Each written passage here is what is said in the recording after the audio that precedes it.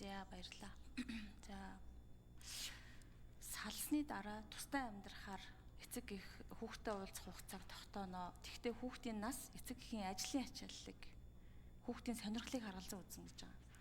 Тэгэхээр ажлын ачаалал гэдгээс илүү эцэг эхийнх нь нөгөө хүчирхийлэгч зан үйл ч юм уу те тэр одоо дадал зуршлыг нь харгалзан үздэггүй юм уу?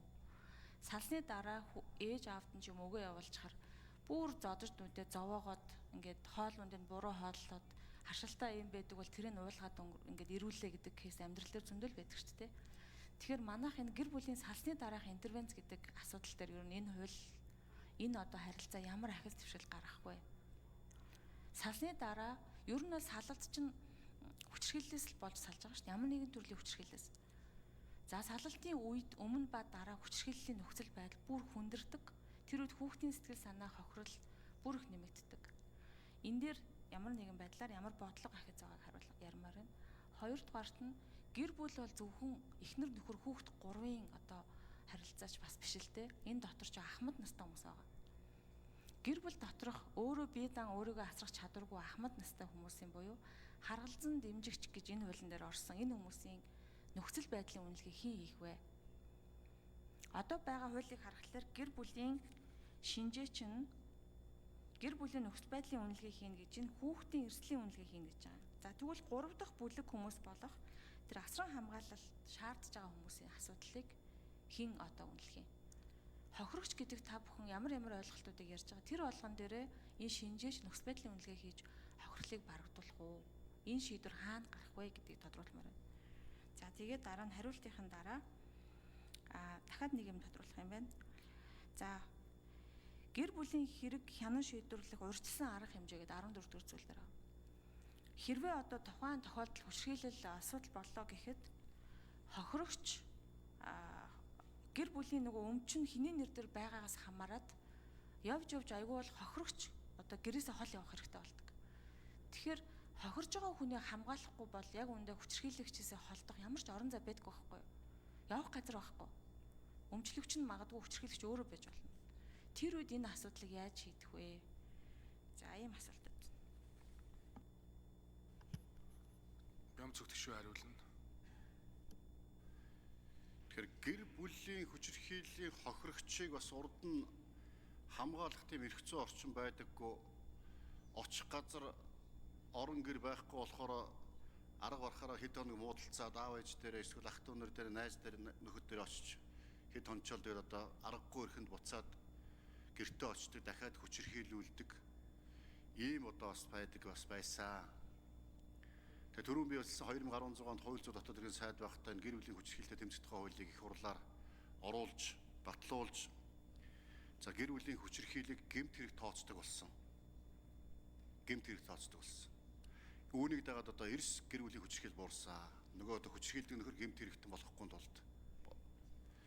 За мөн одоо гэмт хэргийг одоо гэр бүлийн хүчирхийлэл үлдэж байгаа гэмт хэргийг хараад үзээд мэдээд сонсоод ярьдаггүй хэлдэггүй мэдээлдэггүй иргэнд одоо тийм үү хариуцлага тооцдог болсон. 90-ийн хооронд илжиг үүж ороод гэдэг одоо хууч монголчууд бол уламжлалт аргаараа ярьшиг авгаа нөхөр хоорондоо муудалж хол холдоо явчихдаг байсан бол одоо заавал мэдээлэх үүрэгтэй болж ингээ үндсэндээ гэр бүлийн хүчирхийлэлс буурахад тодорхой зохицуултыг оруулж өгсөн. Сая одоо таны асууж байгаа хохирогчдыг яах вэ гэж. Энэ гэр бүлийн одоо хүчирхийлэлд өртөгчдийг хамгаалах байртай болсон. 21 аймаг Улаанбаатарын дүүргүүд одоо бас энэ гэр бүлийн хүчирхийлэлд өртсөн одоо хүүхэд эмэгтэйчүүд очоод байрлах одоо бас тийм үү. Ийм одоо байртай болгосон.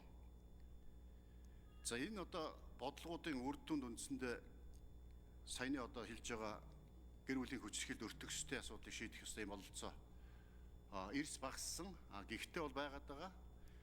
Тийм болохоор одоо бас энэ асуудал дээр энэ хуулиар бол дахиад одоо процессжуулж энэ шүүхтэр таны ярьж байгаа асуудлыг бас шийдэх асуудал нэмж орж байгаа. Тэгээд энэ тусдаа амьдарч байгаа эцэг одоо их хүүхдтэй уулзах хугацааг тогтоох. За мөн одоо бас нэг сая ярьж байгаа тэр хөрөнгө орлоготой холбоотой асуудал дээр манай ажлын хэсэгт нэмээд хариулцдаг.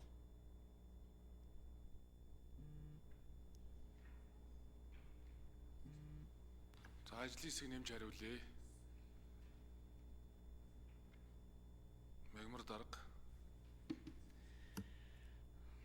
За За гэр бүлийн салсны дараах одоо хүчирхийлэлтэй холбоотой нөхцөл байдлын үнэлгээтэй холбоотой зохицуулалтын талаар Саранчулан гишүүн асуулаа. Энэ гэр бүлийн одоо хүчирхийлэлтэй тэмцэх тухай хууль болон одоо хүүхд хамгааллын тухай хууль энтрээр бол нийгмийн ажилтан буюу одоо баг хороо сум дүүрэгт бол энэ хамтарсан багууд за мөн хууль зүйн хороо энтертэй ингээд ажилдаг болсон. Энэ хүрээндээ бол одоо гэр бүлийн орчинд үүсэж байгаа гэр бүлийн одоо нөхцөл байдлыг бол энэ хамтарсан багийн хүрээндээ бол энэ асуудалтай бол хяналтаа тавиад явах юм. Тэгэхээр хэрвээ энэ дээр одоо эрсдэл дүнлэгээ яагаад нөхцөл байдлын шинжилгээг нь хийгээд энэ гэр бүлд одоо энэ одоо хүүхд өсөж боожход хүндрэлтэй байна гэж үзэх юм бол асран хамгаалал харгалзан дэмжлэгийн асуудлыг одоо шүүхэд тавиад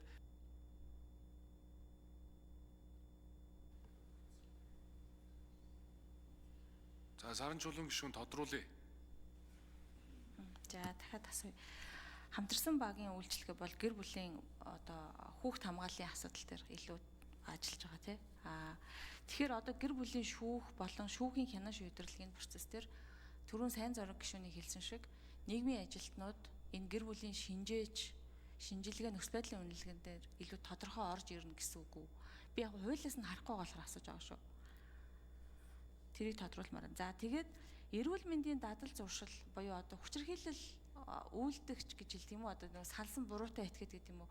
Өөрөөр хэлбэл хүүхдийн хөгжил эрүүл мэндэд хортой нөлөө үзүүлж байгаа эцэг юм уу их эсвэл хансран хамгаалагчийг салалтын дараа яаж харилцах болох юм бэ? Уулз гэл орхичих юм уу? Эсвэл одоо тэр зан үйл засах сургалт энэ төр чи одоо яаж үйлчлэх юм бэ? Тэрнийхээ дараа хүүхдтэйгээ уулзах юм уу? Өмнө нь уулзах юм бол гэж би асуугаад байгаа байхгүй. Засагчиж хүүхд Ажлын хэсэг 4-р микрофон. за энэ төрөвний гэр бүлийн хууль дээр бас байгаа маа. Энэ нөгөө асран хамгаалал харгалзан дэмжлэх асуудлыг одоо өөрчлөлттэй холбоотой сум дүүрэг баг хорооны засаг даргын одоо эрх хэмжээн дээр бол заагаад өгсөн. Энэ 57-гийн гэр бүлийн тухай хуулийн 57-гийн 2 дээр энэ дээр одоо нөхцөл байдлын одоо хүсэлт гаргаад одоо шинжилгээгээр бол энэ асран хамгаалал харгалзан дэмжлэгийн асуудал жишээ нь одоо ахмад настан одоо бие даан амьдрах чадваргүй байдалтай байна энэ гэх юм бол асран хамгаалалт харгалзан дэмжлэгийг нь бол өөрчлөх хүсэлтэй бол засаг дарга бол ингээд юуны шүүхэд нөхцөл байдлын шинжилгээ гаргаад энийг нь асран хамгаалалт харгалзан дэмжлэгийг өөрчлөлт хүсэлт гаргаад шүүхэд шийдвэрлэх боломж бол бүрдэж байгаа юм. За тэр хүүхэд уулзахтай холбоотой асуудал бол бас нэг гэр бүлийн одоо дагнсан шүүхийн шүүгч шийдвэр гаргахтаа энэ гэр бүлийн нөхцөл байдлын шинжээчийн дүгнэлт тайлан дээр За Саранчулан гишүүн тодруулна. за би тэгвэл бүр баттгаах тий гэр бүлд байгаа одоо бие даан амьдрах чадваргүй хөгжлийн бэрхшээлтэй хүний талаарх шинжээчийн дүгнэлтийг хэн гаргах вэ гэдгийг тодорхойлоод өгөөч. За хоёрт нь засаг дарга тэр дүгнэлтээ гаргаж иж засаг дарга нар оролцож иж одоо арга хэмжээ аавна гэхэлэр энэ хэр процесс шаардах вэ? Ажлын хэсэг 4-р микрофон. за энэ агаан шатны нэгжүүд болох баг хорон дээр байгаа нийгмийн ажилтан хамтарсан багийн хүрээндээ л энэ гэр бүлийн нөхцөл байдлаа судлаад баг хорооны засаг даргаыг бид нар хуучин сум дүүргийн засаг дарга гэж хэлсэн бол одоо баг хорооны засаг даргаыг оруулж ирж байгаа. Тэгэхээр яг агаан шатны нэгж дээр гэр бүлтэйгээ ойрхон нөхцөл байдлаа мэддэг энэ баг хорооны засаг дарга дээр энэ хүсэлтийг тавих боломжийг бол нээж өгч байгаа. Тэгэхээр бол энэ маань илүү одоо агаан шат руу ойрч байгаа учраас энэ хүсэлт дүгнэлтүүд нь бол хурдан гарна гэсэн юм бололтоор бол хуулийн төсөлт бол энийг өргөжүүлсэн байж байгаа.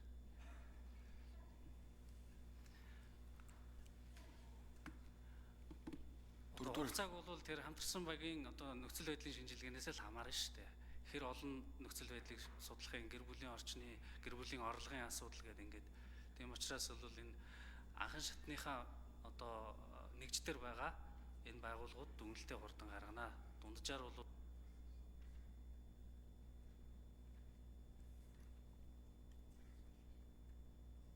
За нэмэлт 2 тодруулсан. Хүрэл Баатарын Баасан жаргал гишүүн асуулсан.